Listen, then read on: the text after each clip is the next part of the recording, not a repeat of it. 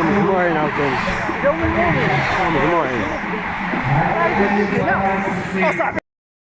تحققت بفضل العناية منذ خروجنا من مدينة الاتحاد الدولي للدراجات. قبل الشروع في تتويج الفائزين بالأقمصة الخمس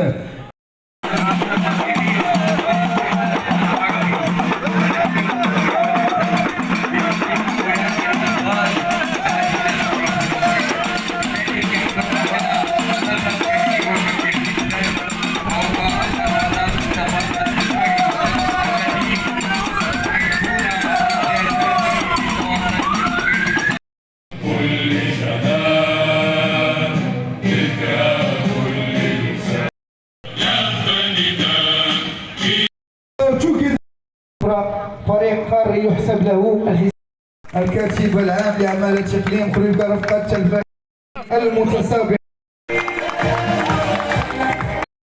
دنيت مرفوقا بالسيد عامل صاحب الجلالة على إقليم خريج والسيد النجاة من طلحة ممثلة وزارة التربية الوطنية والتعليم الأولي والرياضة إلا بحضور السيد رئيس الجامعة.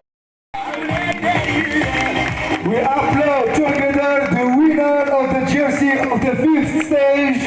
وجميع السلطة المحلية لمدينة خريبكا كعسكرية ومدنية، وأشكر الشعب الخريبكي على حضوره وتشجيعه لجميع المتسابقين الذين دخلوا إلى أرض السلم والسلام والتحدي. وأقول للسيد العامل عامل إقليم خريبكا أن ينوب عنا في تقديم آيات الولاء والطاعة والإخلاص إلى قائد الأمة جلالة الملك محمد السادس نصره الله وأيده.